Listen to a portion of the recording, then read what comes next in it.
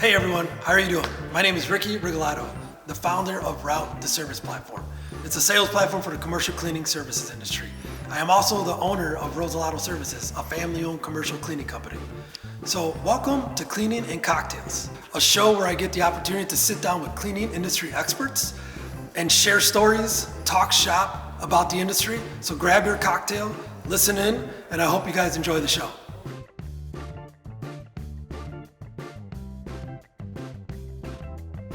Everybody, welcome to another episode of Cleaning and Cocktails.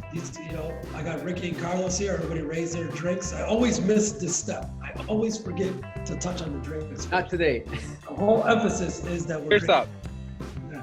All right, so guys, again, Cleaning and Cocktails is all about a show that really highlights the commercial cleaning industry. I get to talk to cleaning experts. I get to talk to other business owners in the space that I'm in. And just really share stories, share ideas, share visions of what the outlook of our industry looks like, and really just talk shop. That's all what we're here for. So without further ado, let's get right into this. Ricky, why don't we start with you? Tell us who you are. Last name Funk, you gotta love it. But go into, give us an idea of who Ricky is. A little bit about you and the company, and take it away, man. All right, my name is Ricky Funk. My company is Dustbusters Premium Cleaning Services. We've been in the business for about 3 years, close to 3 years. Right before the whole COVID thing, we had about 10 employees. We scaled down a bit. Now we're recovering. We do both residential and commercial. I'll talk about that a little bit later. And 2019, we did 250,000 in residential and about 50,000 in commercial. Nice. Good numbers. Only 3 years in too. That's not bad, man. Yeah, and those numbers are for last year, our second year in business. Cool. Carlos, your turn, buddy. Take it away. So I'm Carlos Mejia. My company is Premier Maids. We're based here in DC, in the greater DC area. I've been in business just over 3 years. Just over 3 years. And in 2019, we did just over 300,000 in sales for residential. In commercial, we did probably roughly 65 to 70,000, give and take. Okay. Wow, man, shit, this is actually perfect, you guys. I mean, you guys are, right there, similar type size of companies, similar years in the business. So this is going to be great, man. Ricky has more employees than I do, actually, or had before COVID. I'm doing everything with 7 employees. And we'll talk about that too, because I think that's going to be just a nugget that I want to talk about as far as the way employees look in residential versus the employees look on a commercial side, right? But before we get into commercial, let's continue to talk about residential, right? I actually never get the opportunity to talk about residential because I really don't do much on the residential side, guys. I do floor services, I would say. That's about the only service that I'll provide on the residential side. So this is going to be great for me to learn what it is to be in the residential cleaning industry from you guys. So why don't we first say, Carlos, 3 years ago, what made you step into, because again, you always hear it, right, is nobody gets out of college, graduates and says, hey, I'm going to open up a cleaning business. So what motivated you, or what, was it family, was it an opportunity? What got you into the residential cleaning space? Actually, it's a little bit of a combination of family and opportunity. I grew up in my very classic immigrant story. My mom came to the U.S. first, and she started working for her own, and she wanted to retire, so she kind of stopped cleaning. And I had that background growing up through high school and even a little bit in college, just helping out and getting to know clients and stuff like that. So I had been working in government in the public sector for a little bit. Great, enjoyed it, but I was always on contracts, and those end after a while. So the last contract I had ended, and I was like, well, what do I do now? And so I wanted to just venture out, and so I did a few other things, but I came back to residential cleaning, and I was like, you know what, I why don't I do this? I have the background. I can always rely on my mom, who was at that point retired. But, you know, I was like, why not? There's nothing stopping me. So I did. And I started in DC. That was my first base. And I say DC, but obviously, like, if anyone's familiar with the DC area, you can get to Virginia and Maryland within minutes. So it's not like you're driving an hour to a different state. But so yeah, that's how I got into it, and I've been doing it 3 years now. Nice. It's interesting. I always wanted to do this, and I think at one point I will. But to do a poll of how many people did clean the house or cleaned during college or even in high school, like as a part-time job, or just, I feel like everybody's done a cleaning job at one point or the other. And yeah, it's actually interesting, everybody that I talked to. Ricky, what about you? What was it, residential that you got into first? Was it commercial or Yes. what? So we got into residential first, and I believe it's a lot of people do it for necessity. You know, they start cleaning just a house or two, and you know, it grows to a business. We actually decided from day one, from day zero, let's do a business. We're not just cleaning houses. We're gonna own a business, and I feel that residential is the easiest way to get into the industry without knowledge. I feel like if I knew from day zero what entails commercial and what entails residential, I would have gone commercial from day zero. It's just that people don't know. I didn't know. We didn't know. So we went residential because it's probably the easiest way to get into the industry. Long story short, it was Christmas 2017, I believe. My wife and I were so tired. My background is in technology, and I was just tired of working for someone else. So we said, let's do our own thing. And we said, let's do cleaning. And 2 weeks later, we had all the legalities. We had everything in place, website. 2 weeks later, we had everything ready, and we started our business. Nice. Well, you know what? I mean, you touched on something that, you know, I was talking to somebody out here in Chicago. This guy just started his business 3 months ago, hit the ground running. And he actually touched on something that said, Rick, you know, I have no business starting a cleaning company. He's like, I own an events company for many years, you know, and he was like, but I'll tell you what, there is little to no barrier to entry to this, just cleaning in general, right? Whether it's commercial or residential. But what you said about, and I saw Carlos smile a little bit too, because he's probably got a perception of residential versus commercial as far as what's easier or not is, you know, I would have thought too that, oh, residential, it's easy to find somebody that needs their house clean. Boom, get that one, get another one, get the next door neighbor. But I've done residential and I've done commercial. I got to say residential is tough, you know, like expectations is a different beast when it comes to residential. Where commercial, you get the feeling sometimes like it's not their building, you know, it's not their office, you know, for a lot of times that the people that you're cleaning there for. Or residential, that's their home, you know, like they've got certain expectations there. So to me, it was scary to try to get into residential. So you know, kudos to you guys for both starting in residential, because I think you learned some of the harder type of cleaning. Where commercial, it's like, man, yeah, it's an open space. To me, it's easier, right? But as far as residential, guys, and I think you guys would be great to break this down for me, is when somebody wins one client and then they win 5 or 10 or 11. I mean, what is the frequency like for residential? You know, is it one time a week that you're servicing these clients, and then they call you back to do once a week, or is it a month, or how does a single family 3-bedroom house frequency of cleaning look like?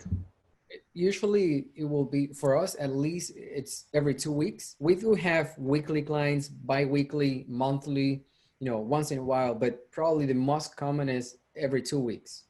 And that's, I don't want to get ahead of myself, but that's a big difference with commercial that a lot of people don't seem to get. They price commercial as residential when they don't seem to understand the volume of hours. That's a big difference. So you can lower your costs because you're gonna make a lot more hours in commercial. So I'm sorry, I'm getting ahead of myself, but and I feel like that's the biggest difference on residential and commercial related to pricing, and people don't seem to get that, especially coming from the residential side. They still want to charge those prices, and obviously they're not going to get a lot of contracts because they just pricing it wrong. Yeah. So Carlos, talking about pricing for residential, right? Is how Ricky, you said it's more expensive in your situation. Carlos, do you see that same thing? Like, is residential a higher price because it's low frequency or because of the expectations that a client has? Because of the expectation.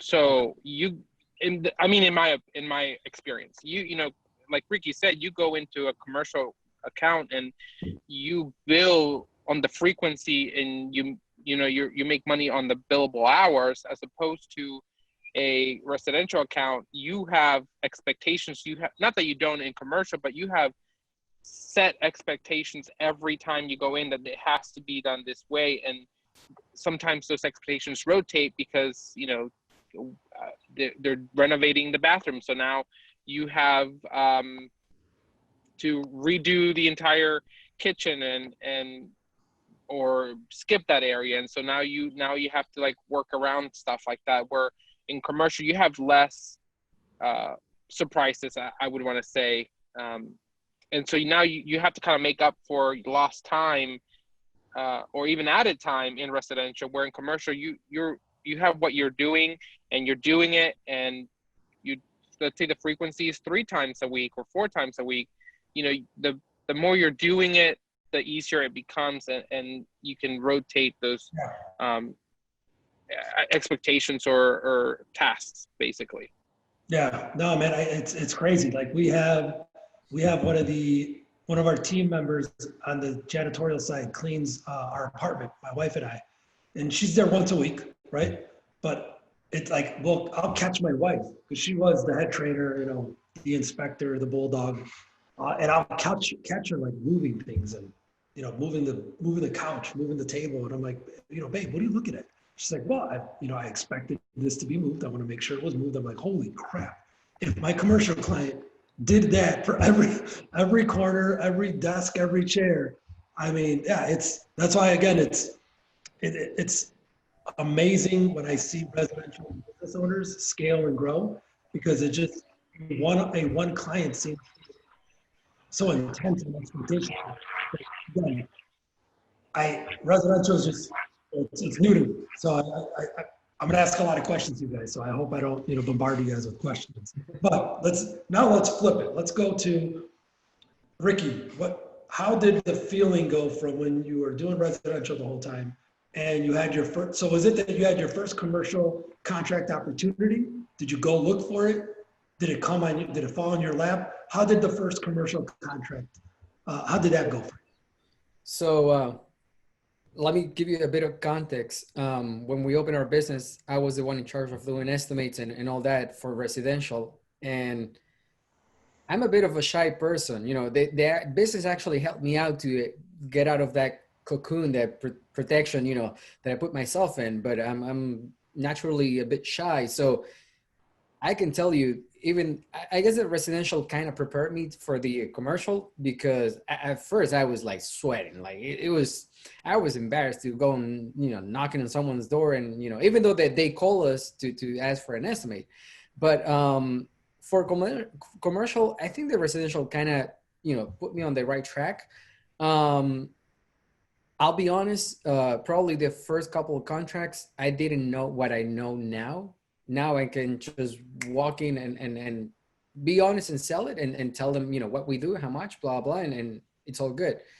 But at the beginning, it was difficult. It was difficult because there's a big difference on the scope of work. That's the biggest difference. And that's something that Routh actually helped me a lot, even with the default scope of work. That gave me an idea. I was like, oh, okay, I get it. So this is what's supposed to be done, right?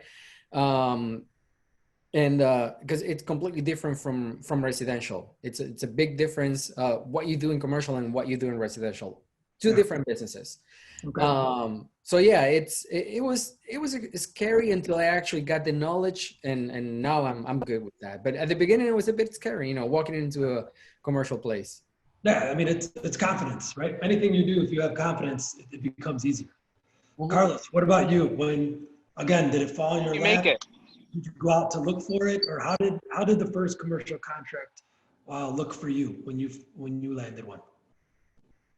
Actually, I want to say it basically fell in my lap. I mean, a client, residential client we did work for, they owned an office space, and they were like, "Hey, I have a tenant moving out, and we want to start servicing that office with frequency because it just seems that the medical space they weren't a doctor or anything, but they did medical work. I think they were just imaging or something, but they still had a lot of foot traffic, and it was just always a mess. So they were like, "Hey, I'll just bill it to them and include it in the lease agreement that it has to get service 3 times a week with janitorial service. And so can you come out, deep clean it, and then give me a quote for ongoing service?" And I said, "Oh, absolutely."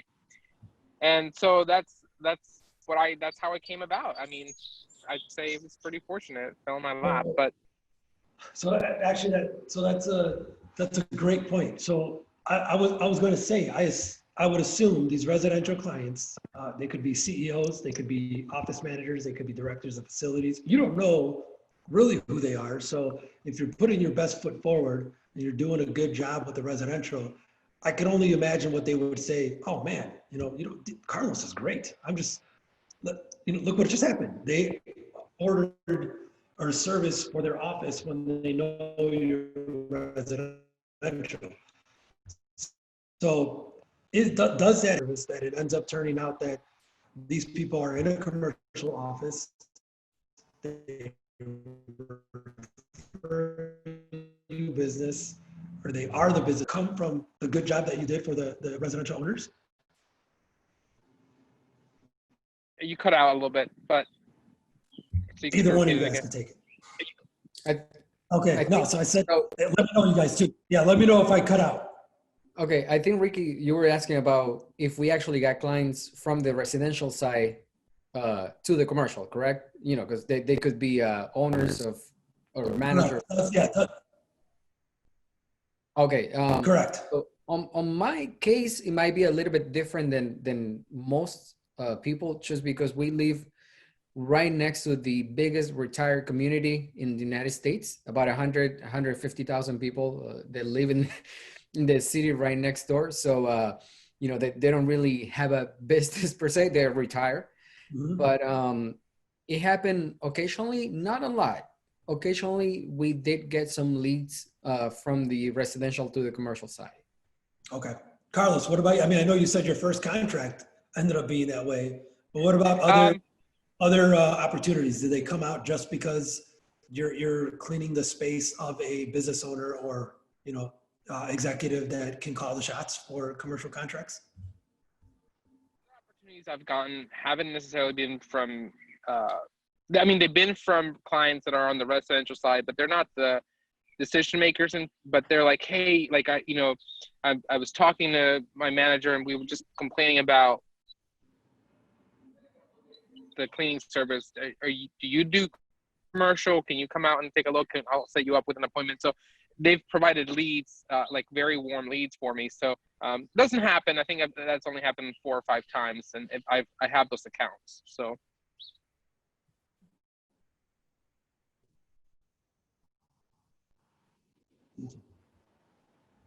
Oh, Ricky, So Ricky, you touched on one. I said, so you touched on one, right? You hear me now? Yeah. Okay. So we touched on one major difference, scope of work, right? As far as residential to commercial. What would be another difference that you guys have felt coming from the residential side to commercial side? So the only difference is everything. That's short answer. For me, I see it as, because people think about cleaning, so they think about, oh, it's about the same. The best way for me to explain it is the guy that puts your roof and the guy that probably puts, electrical outlets throughout your home. So it's related, but I see it as 2 different businesses. The way you charge, it's completely different for me. The scope of work, the way you manage the business. I mean, I learned through Armando, you know, a friend of yours, that about the janitorial closet, because I thought, okay, so it's just like residential. I need trucks, I need company vehicles so they can go and bring everything, blah blah. And then when I visited Rosalado and Routh, he's like, no, you know, that you leave everything at their location. You just ask for a closet, and I'm like, and something so simple. And that's why I said, you know, when you just want to get into the industry without any knowledge, residential is much easier than commercial, just because you don't know how commercial is done. Because once for example, I learned that little piece of information, I was like, oh my God, it's so easy. You have everything set up over there. You just need to find 2-3 clients for your employee. And the way that I set it up is I do try to have 1 employee per facility. So it becomes their facility in a way. And once I find, depending on how many hours, you know, some people want 2 visits a week, 3 visits a week. So I feel like with 2-3 clients, I can have a full-time employee busy. And then I move on to the next one.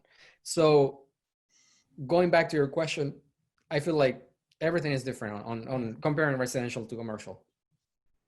Carlos, what about you? What are some differences you saw? I have to agree with Ricky. I mean, it's like it's a whole different beast. I mean, it's cleaning, but completely different. And you know, the scope of work is it's like the brain of a computer, like CPU.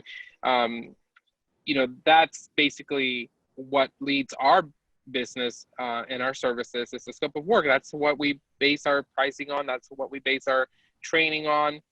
And you don't really have that in Maids, in residential cleaning. You have what you do, and the clients either want it or don't. But you know, you coming from a commercial side, the client tells you what they want and how often they want it. And that, you know, and that's just the interesting part, man, is like, because residential, yeah, I mean, it's a 1-bedroom, it's a 2-bedroom, it's a 3-bedroom, but they're all the same. The tasks are the same, right? Again, this is me assuming. Yeah, no, it is. I assume, like, it is. The task can change. You don't need to do a walkthrough, right? Do you guys do walkthroughs for residential? I mean, is it? I used to, and I got rid of them. I found them, they took too much time. And you're talking about the initial walkthrough. Yeah. Yes, we used to, and I used to tell people, you know, on Facebook, you have to see what's the current state and blah, blah, blah. And I realized, you know what? I don't need to do that. You know, we set up a price, we send our employees that take care of it. We do a walkthrough at the end of the cleaning, making sure that the client is happy, done, move on to the next one. And we partially, we were able to accomplish that through our online booking system. That helps a lot. But yeah, we got rid of them. I don't know about Carlos. Yeah, when I started my business, I swore I would never do in-home estimates. Not because they can be good. You can learn information. You can maybe have a better success rate in closing the deal. But they're time-consuming, like Ricky said. And if you price it out right, you can still deliver a high-quality service that meets the expectations of the client without having to do that initial in-home estimate. So I never did them. I've always done online booking, and it's worked for me. And you know what? When you guys talk about booking, that strikes another chord for me. It was amazing for me to see that on the residential side, you guys could literally on your website set up a calendar and be booked for services. You know, where for commercial you can't do that. That's not possible. Like you could to an extent, I guess, but the calendar changes every day for us, right? And we do accounts to do it 5 days a week, 3 days a week, 4 days a week. My whole goal is to be fixed, right? To have a concrete schedule where when I see residential websites, man, they got everything they need there. Like you could book the service, arrive on site, perform the service, swipe a credit card, boom, you're done. I'm like, what the? I can't do that. I can't do that in commercial. But there's a big difference. And so in just to give you an example, in my second year, I did 250,000 in residential. And I know a company that you probably heard of, Ricky, that did in their second year. They also did 250,000 in commercial with 15 clients, 1-5. We did the same, 250,000 with residential with 150. So Yeah. you can actually dedicate a lot more time to a commercial client, a lot more assets, a lot more resources, because the contract is going to be much bigger than a residential. And again, that comes back to the volume of hours. That's a big difference in commercial and residential. Yeah, because Carlos, to second that or follow that up, I'll get your insight on it too, because I got to feel you nailed it with it takes less clients for me, right? Like and I'll generate revenue, but I'll have less amount of, not, I don't want to say headaches, but just operational, just operational issues running 10 or 15 clients, where if I have 100, residential, like I could see where that's why I started telling people, Mayor. do is, man, you should think about commercial to kind of diversify and offset some of the operational, Carlos, do you look at it that way too? Like, was that a good analogy for you to see how many residential clients it may take to equal a low amount of commercial clients, but the same revenue? So it's funny that Ricky brought up that example, because I when I saw that, I was like, you got to be kidding me. Like I have to work 3 times as hard and have more stress in training, in just ordering supplies. And it's just, like I said earlier, it's a scheduling nightmare when you have 150 residential clients that all want Fridays, like and so yes, when you provide a cleaning service to a office, yeah, you're making more money because you're there more often, obviously, but you're providing a service and it's consistent because you have the same staff, or you try to have the same staff member. You're there with frequency, and you have everything you need there, and there is no logistic of, all right, we need to be at the office at 7, pick up the car, pick up the supplies, and you're at the client site at 8. You work there for 4 hours and come back and drop off everything and then repeat. No, you have the janitor's closet, which is like a gem, right? And you have things delivered there in terms of supplies if you need to. And your employee shows up there and clocks in and then is done, clocks out and goes home and repeats the next day. So it's less logistic nightmares, like you said, Ricky, and it's just so much better. I mean, think about from an operational standpoint, you guys too. That's why, again, commercial for me was just, it allowed me to build a company, right? It allowed me to understand different departments. Yes, we all have to do them. You guys probably had done every department yourselves first, right? But it goes back to do it yourself first to then go and find that accounting, payable, and receivables person. You had to do the invoicing first, right? Go find the person that orders supplies better than you. So that it's like you start to plug people in different positions. With commercial, when you win larger commercial clients, that's what I saw gave me the ability to build on myself, right? It was always me at first doing everything. You shoot for 10,000 a month in new revenue for a commercial client. That might be one client. You don't really need much staff. You put 2 people on there full time, but then you say, man, if I win 2 or 3 more of those, I can actually hire a supervisor. I can actually hire an inspector.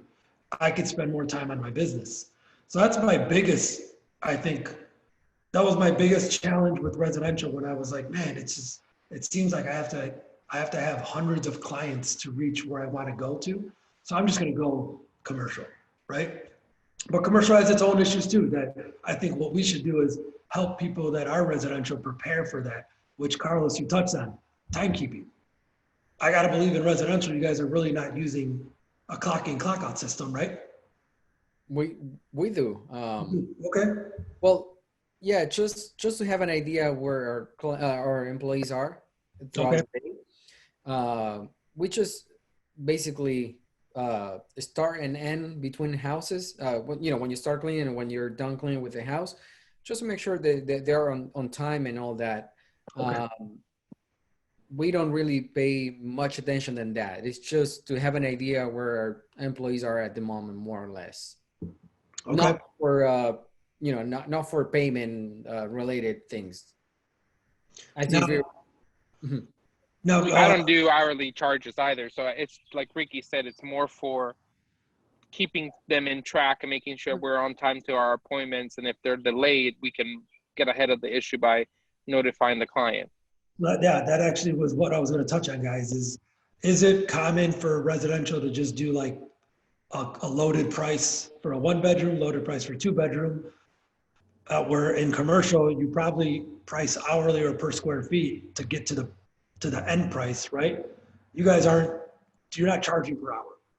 Right. No, we have a flat rate, and we even have it on our website. You can pick and choose what you want, and it will give you a flat rate. We do only charge hourly, but only if it's something special, on the residential side that we have, and I'm honest with the client. I tell them, you know what, we have no idea how long it's going to take because it's a special scenario. So let's just do it hourly. Contrary to commercial, as you know, we just do it hourly on commercial. And I might do it a bit different than other commercial companies. We do it hourly, and we do a contract estimating the hours, but we don't go by the contract. So what we do at the end of the month, I'll charge you for whatever time we spent at your facility, no more, no less. Mm-hmm. And I feel like that has helped me to gain contracts because people don't feel like, I wonder if he's charging me too much. I wonder if he's, they don't feel as if you were given an estimate on a flat rate for commercial. Yeah. We tell them, whatever time we spend at your facility, that's what you get in charge for. Okay.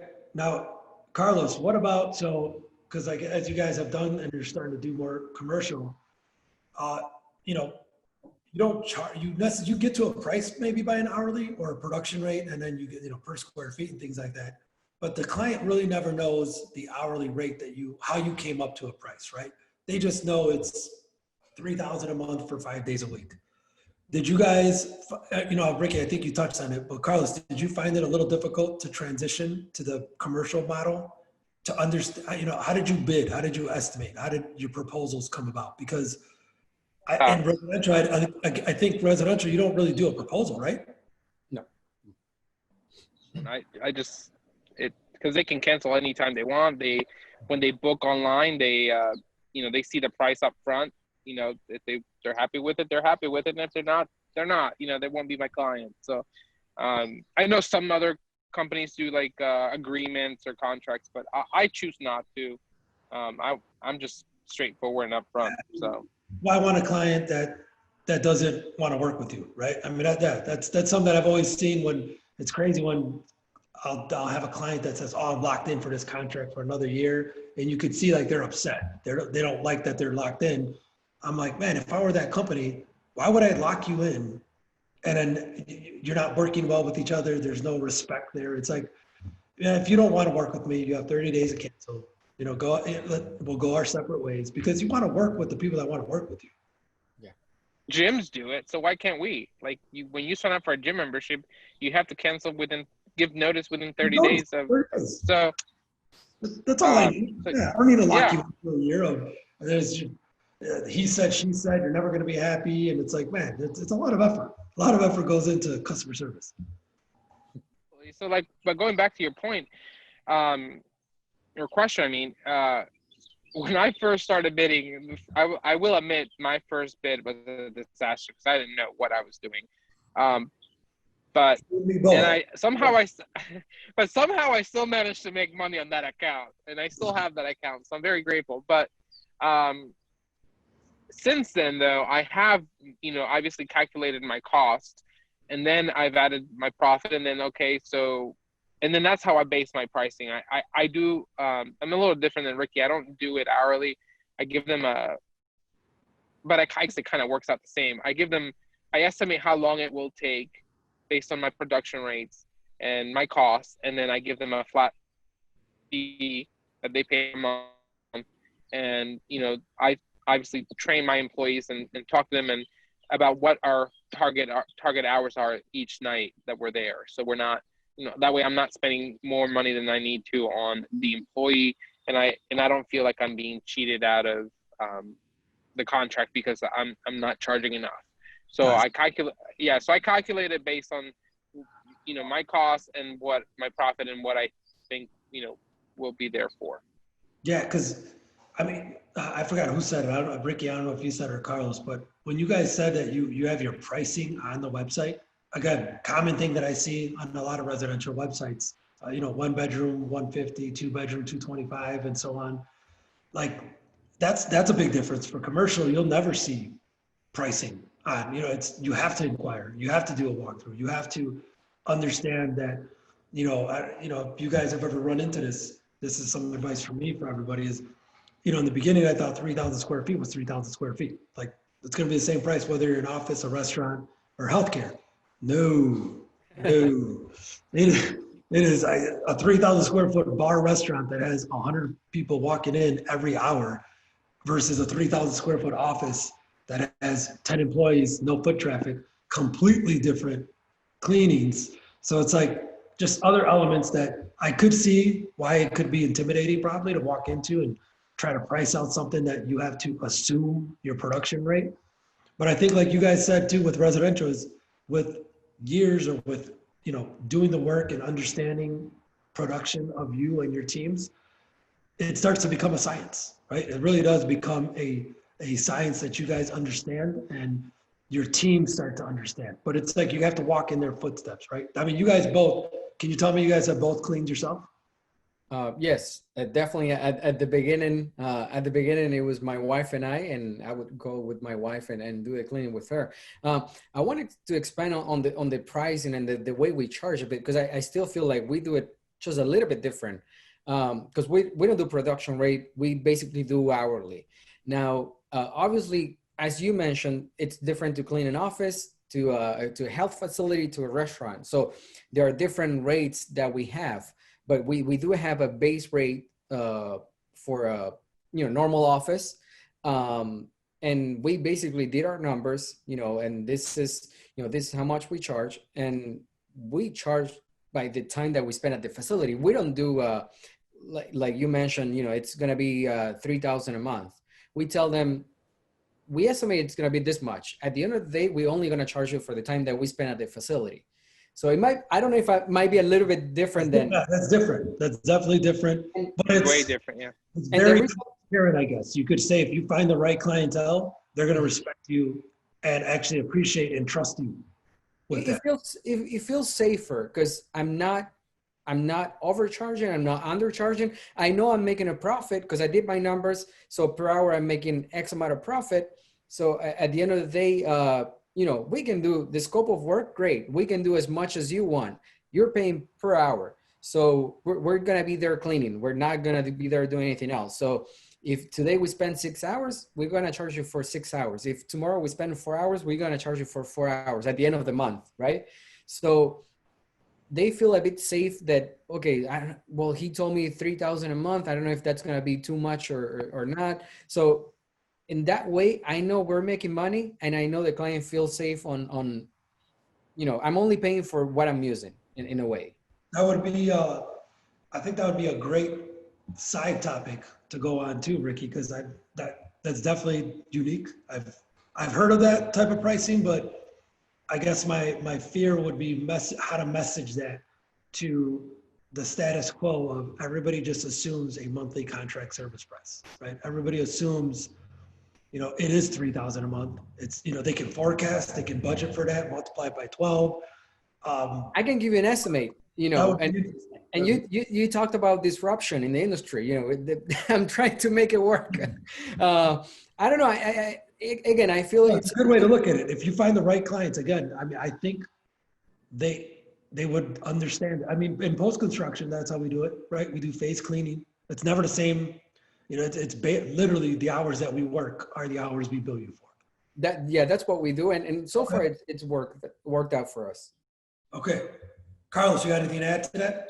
No, I was going to say, I might have to ask for more info from Ricky because if it works, it works. But, it works.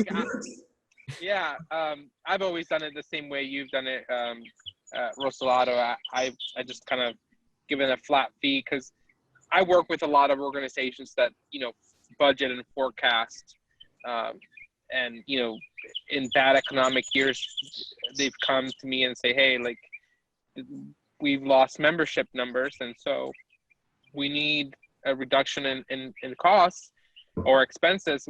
Can we work out a deal? So I guess having that fixed number helps, but maybe there's different opportunities to do it hourly, like Ricky does in Florida. Oh yeah, Maybe I need to. that's an interesting concept. I like that. But definitely another topic on that for sure. I was going to expand, on the main topic, residential to commercial. It's a easy way for us residential companies to transition to commercial, because when you walked into a commercial place and it's a huge, big place, you're like, oh, holy crap. How long is it going to take me? How much, what's the right number? I don't want to underbid, overbid. So it's a safe way, I would say, to transition from residential to commercial, because again, we're only charging for what we do, and no more, no less. No, and I, you know what I would say, Dominic, from my team, I think you met him, Ricky, right? Yes. Yeah, I did.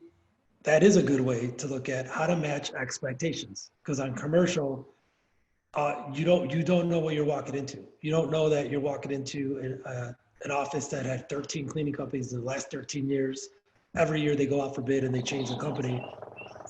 Because they're just probably getting fixed prices, they don't get what they want for the price. Or if you came in and said, hey, your expectations are X, I'm going to match it with X, and let's just try it for 30 days. And so I think, yeah, again, that would be interesting, man. I was going to say the next question I have for you guys, which that could be one of them, or one answer to it, is what are some tips that you guys would give to a residential cleaning business that, because we see it all the time, right, guys, on all the Facebook groups, is getting my first commercial contract. I'm about to go to my first walkthrough, just won my first commercial contract. There's excitement there when you are getting into the commercial space, because the ability to work with corporate, the ability to work with government, the ability to work with multi-location clients, you're talking about life-changing revenue, life-changing opportunities where, I just won a six location account that is like 17,000 a month in business. It's going to be a great account for us. Yep. Change somebody's life that was literally at 100,000 a year in business. This account alone doubles that, right? So it's like, and those are very easy to win with approach, with a open mindset, with the right tools, advice, tactics. So, I mean, I can go on and on, but you guys touch on a couple tidbits that have helped you successfully win contracts, and why. Why should somebody go from residential to commercial, or at least have a diversification of both in their portfolio? Oh, Go ahead. Ricky, do you want to take it, or I'll take it? Go ahead. Okay. For me, I would say diversification never hurts. If you're established in residential, and I'm not saying I'm established. I've only been in the game 3 years, but I do have a few accounts in commercial space.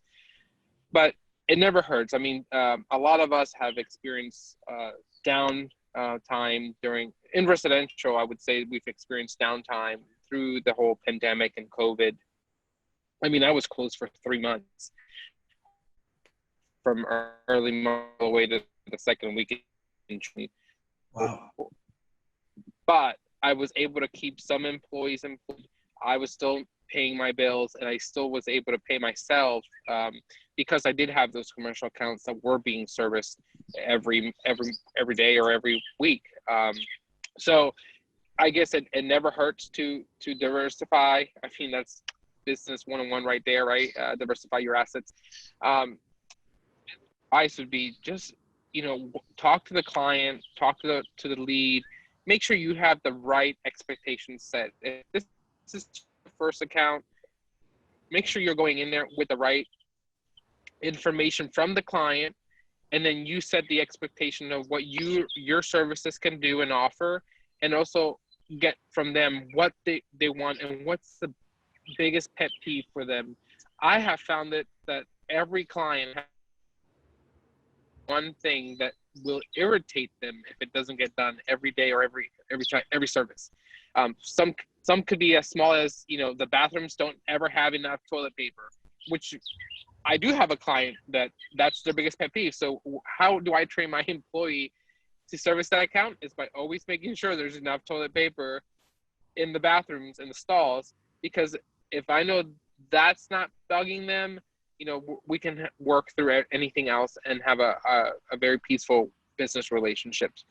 And so for me, communication with my clients has been really key from the beginning, from the walkthrough to the bidding. If you have any questions with my proposal, or if I wasn't clear in anything, please don't hesitate to call.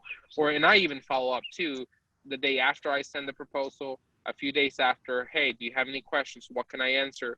You know, what can we do to get this signed? I mean, I don't tell them that, but in my mind, I'm like, all right, what do I have to do to make sure that they feel secure in doing business with me?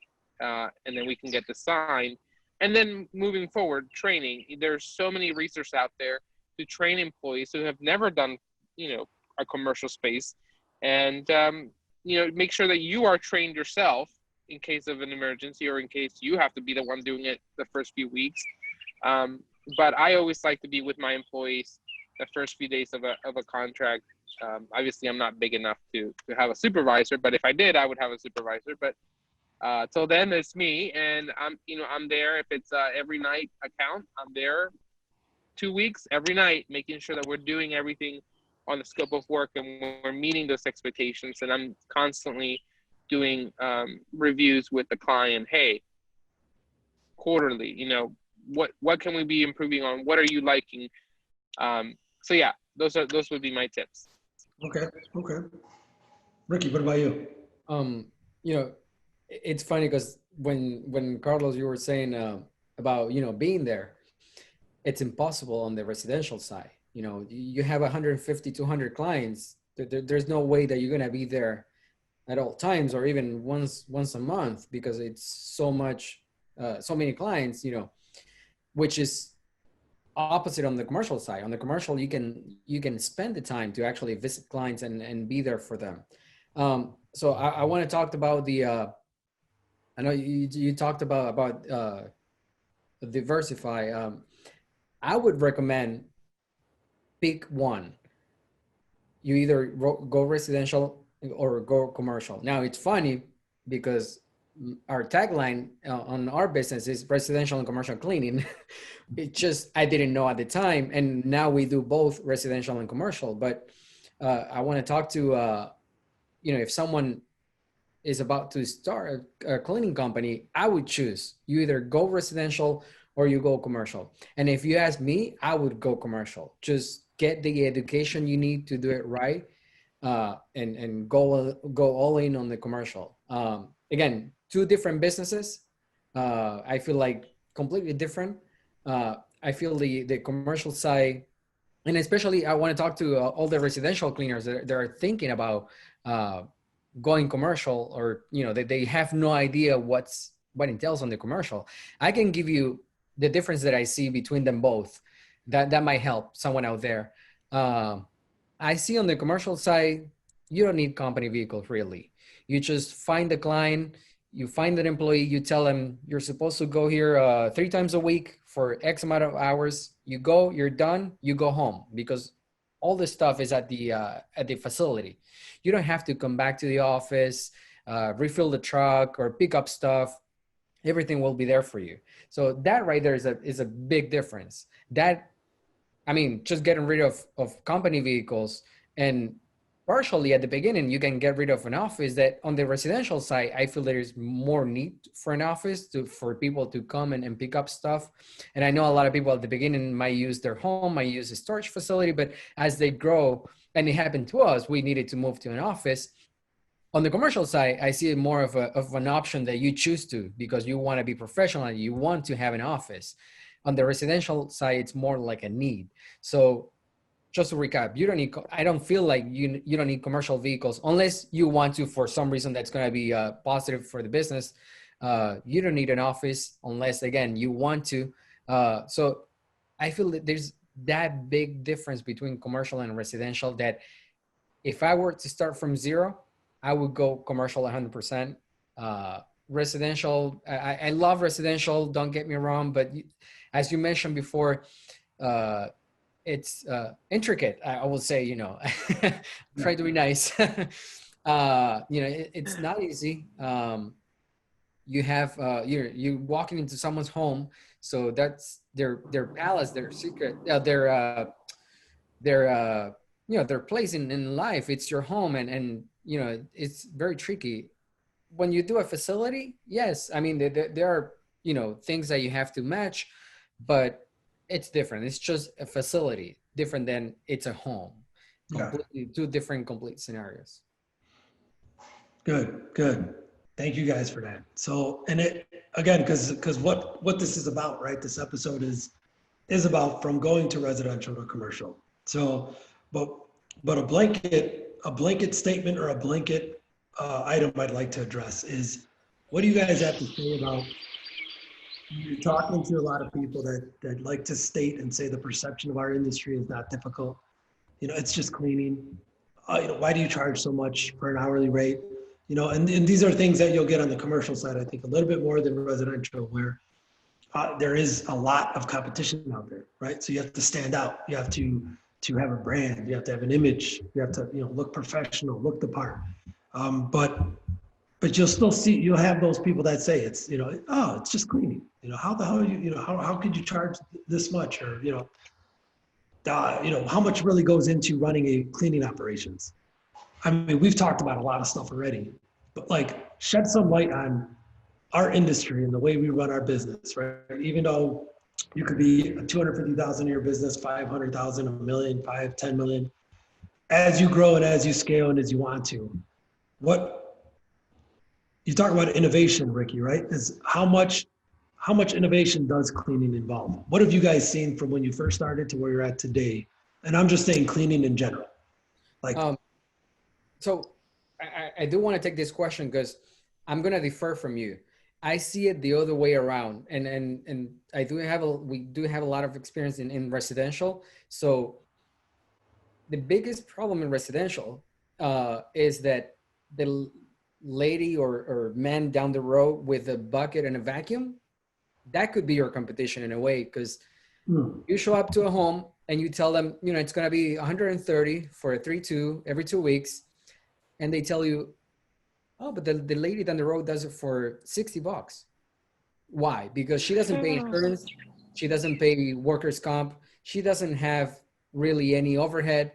You know, that's the biggest difference. I don't see that in commercial. So that's why I said I'm going to differ from you. And it's good to have different point of views, because in commercial, you're not going to find that problem in a way.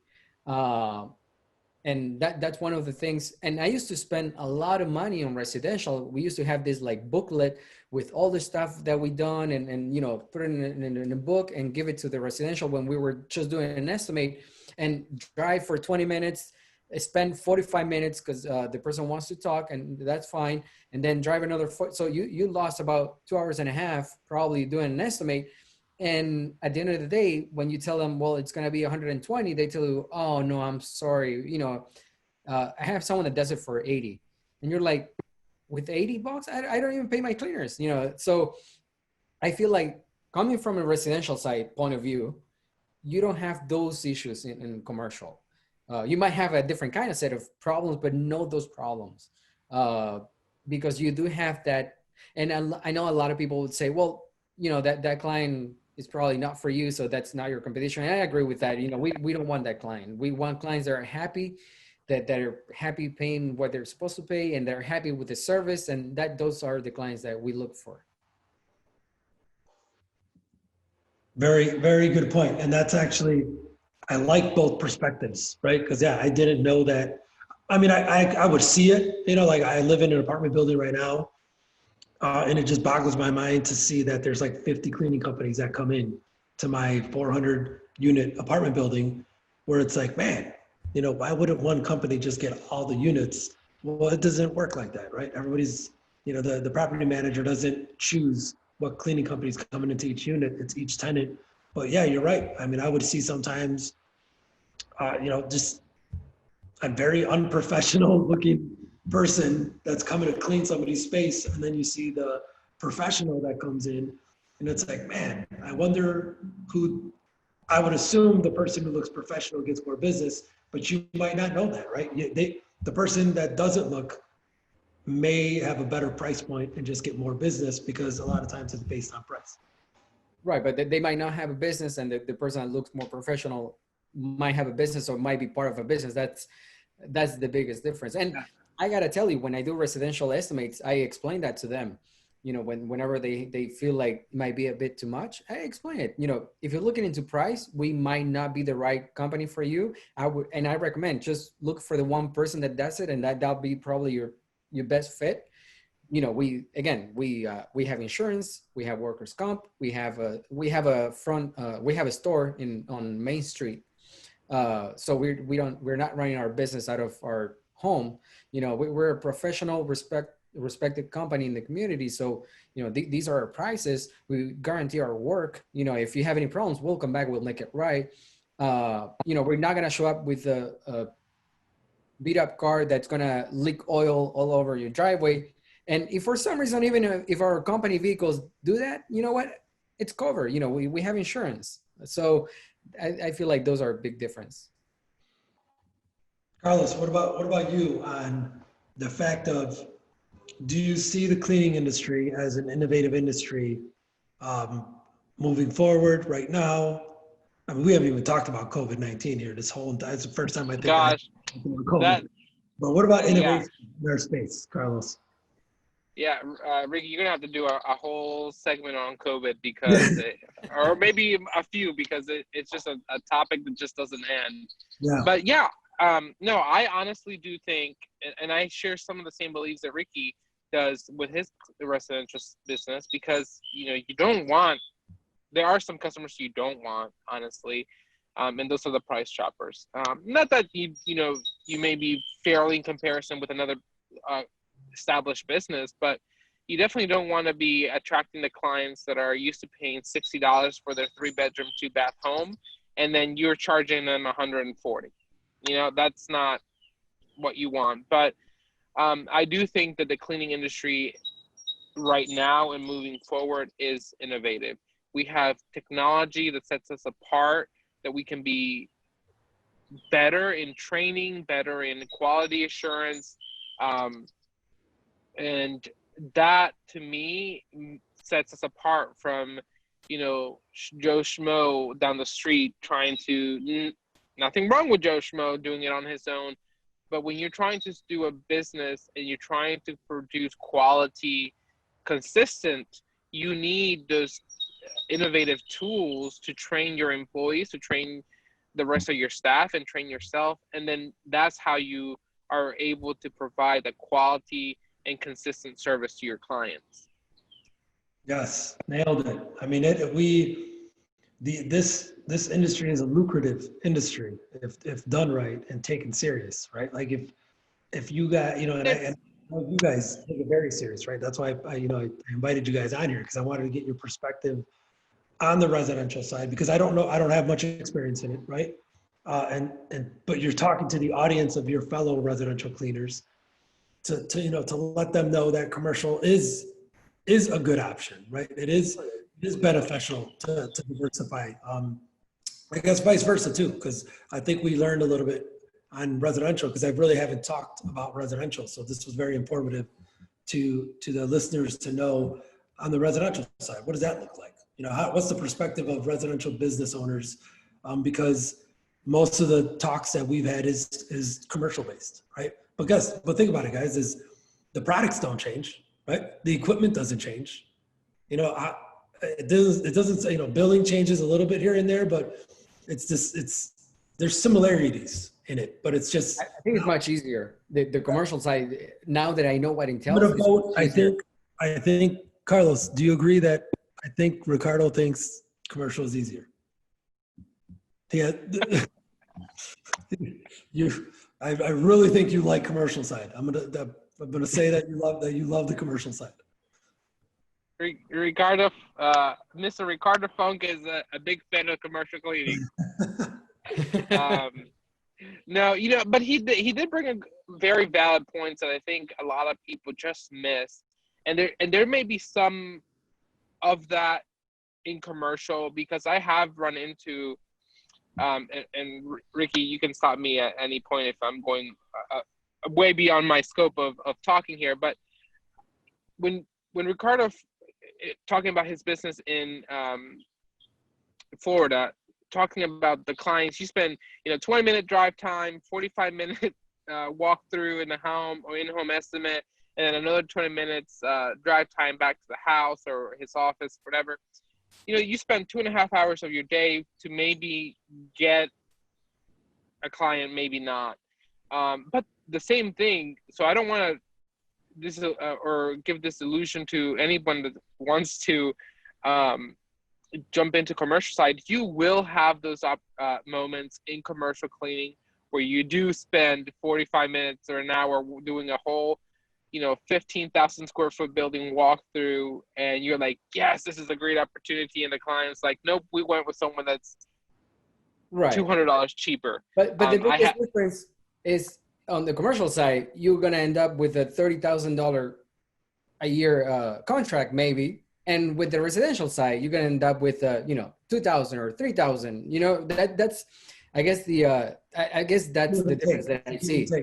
Yeah. Oh, I think we lost Carlos. Carlos is gone. Oh, man.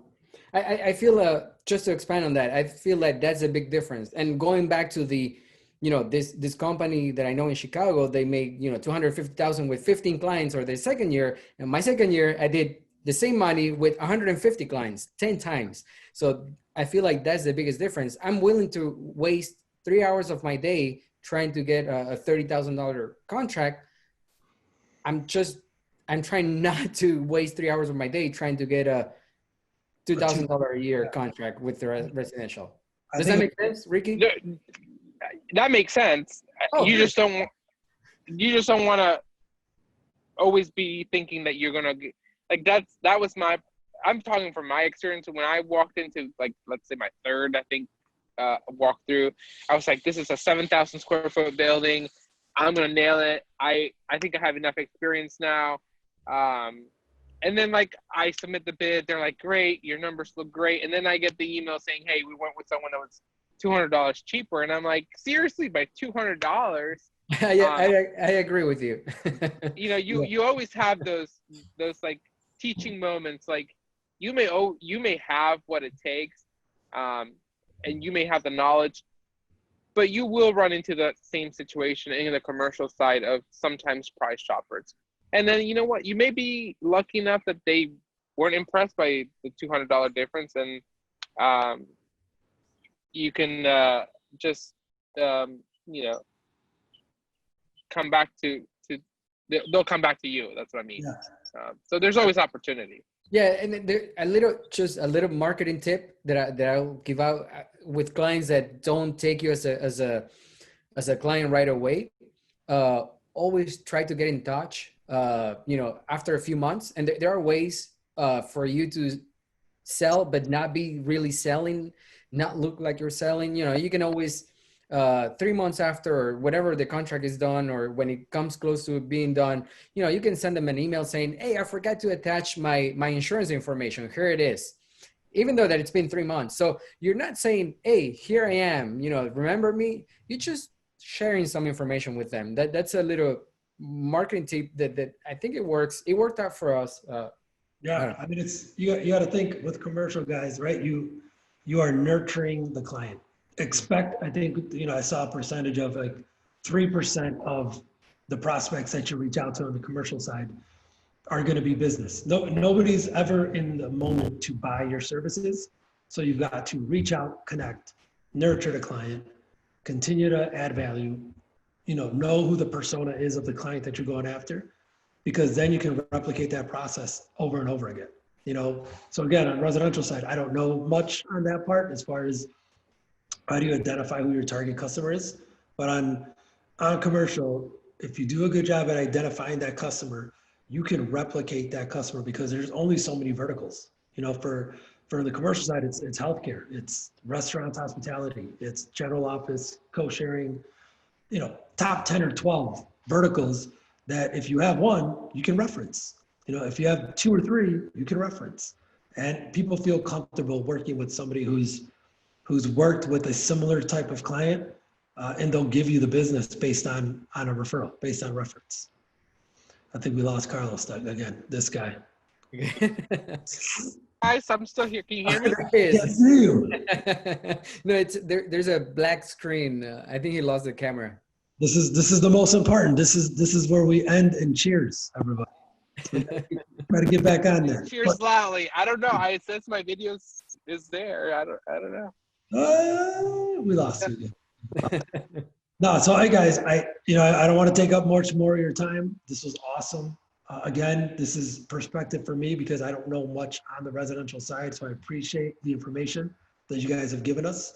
Again, I think we could do another 2 or 3 episodes on so many more topics, but I wanted to keep this just really your perspective. I'm going from residential to commercial, but I always like to end with some funny stuff, right? Give me some funny stories, each one of you, more so of you guys in the field. Give me a funny story of, you know, Ricky in the field, cleaning or at a walkthrough, seeing a client. Like, you know, we like to end with laughter, right? So give me something that's funny. So I have a funny story that happened a few days ago. So even though I've been in business for 3 years, you know, you can still make mistakes, and it's not me on the field, it's actually with management.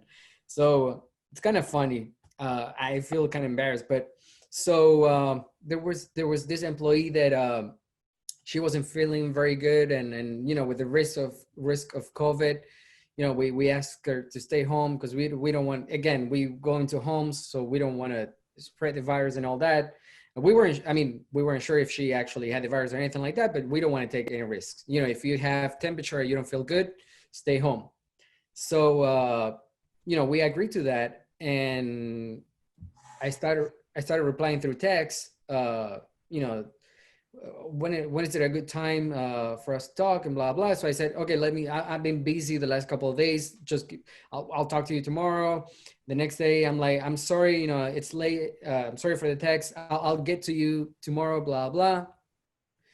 So all of a sudden I get a text that says, you know, since you haven't gotten back to me, you know, I had to find a new job. And when I looked down at the text, all that time that I was texting back to her, so it was actually, I was texting back to someone else. Someone else that was asking me for help with their business and blah, blah. So I felt like, oh my God. So she felt like I haven't gotten back to her. And all this time I was actually getting back to her through text, but it wasn't her. So what about this other person? I still have to get back to them. The answers actually kind of fed on, because they both wanted to talk to me. So I was replying to the wrong person about, okay, when is a good time? So I'm busy, I'll talk to you tomorrow, blah, blah. So I still have to get back to the other person. At that moment, I just wanted to die. Come on, man, bad communication. Oh my gosh, that's funny though. I will admit that's funny. Carlos, what about you? So the one, this is a few years. I think this is year 1 when I first started my residential business. I had to go into the field with a team member. Like I had two girls working for me part-time when I first started, and you know, they did 2 appointments a day for like 3 days a week. And so one of them called out, and then so I was like, well, we got to get the appointments done. Like, you know, we had a new client, deep clean, so like it was like, I think it was like a $400 appointment or something like that. So I was like, I don't want to just let go of $400. So it was an empty home. It was a move out, you know, special service. I walk in and it was just like the nastiest smell possible. Like I've never smelled something so gross, so funky. It was just the worst. I immediately turned around, walked out, and just puked all over the front steps. it turned out that the I guess the tenants before, I don't know how long it had been empty, but they there were some rats that had gotten stuck behind the refrigerator, like, you know, the refrigerator back, and then it backs into the wall, but in between that there's like a panel or something, like wiring or something. So there was 2 mice that got like stuck there, and I guess they got electrocuted, and so it was just, it was the worst smell ever, and I couldn't figure it. So the entire time I was there helping clean and doing this job, we were there for 3 hours. I you know, I couldn't figure it out, so we pulled out the fridge to clean around it. I was like, found it. So You so puke. I puked. Yeah, I puked. That was the worst. Yeah, I still remember it very vividly. Obviously, but yeah. I remember reading on Facebook, someone cleaned their own house. So that's, you know. Come on. Yes, Oh I remember my reading God. on Facebook group, someone actually walked in, because I thought that's where you were going, Carlos. Someone did a move out cleaning that's usually empty, and they said they cleaned their own house. They had the wrong address. So. Oh my God. You know what? I'm laughing with you, or that person, but it has happened to my. It has happened to my staff members before. No. An occupied home. You know, both of my clients have, I guess, had identical doors, and the girls, you know, they were like separated by a neighbor. So, you know, same neighborhood, but they were separated by a neighbor. They went to the wrong home. They cleaned the entire floor, They clocked in though, right? They clocked in. Well, you know, at that point we didn't have the system, so, you know, I didn't know they were at the wrong home. But I get a call from the client saying, "Hey, like, the team was supposed to be here 30 minutes ago. They're not here. Like, they're done." And I'm like, what are you talking about? Like, I talked to, you know, so and so, and they said they had just arrived, and they're like, "Nope." Oh my. And it turns out they were a door down from them, and yeah, I felt so embarrassed after that. That's funny. See, you got 2 funny stories. That was actually funny. All right, guys. Well, thank you guys for being a part of this. I appreciate the time you guys have had. Ricky, there you go. Fill it up, buddy. Fill it up. Carlos, we're going to do a blackout cheers with you since we can't see you. Yeah, sorry about that. I don't know what happened, but I'm sipping my last Miller Lite here. I had 2 while we were on this Zoom call. I'm going to cheers to you guys. Thank you so much. After we take this sip, I want you guys to let everybody know how to find you guys on LinkedIn or Facebook. Sounds good. Find me on LinkedIn or Facebook, just searching Carlos Mejia. I'm happy to talk to anyone and share my 3 years of wisdom, I guess. Thank you. Ricky, what about you? Ricky Funk. So look me up on Ricky Funks out there, so I think we're going to be Facebook or YouTube or LinkedIn. Look me up. I usually do some videos trying to share, you know, whatever it's inside my head, hopefully helping out other people. Awesome. Well, thank you guys so much again for being a part of this. I'll be talking to you guys soon and seeing you guys soon. Appreciate it. All right. Thanks, man. All right. Bye, guys.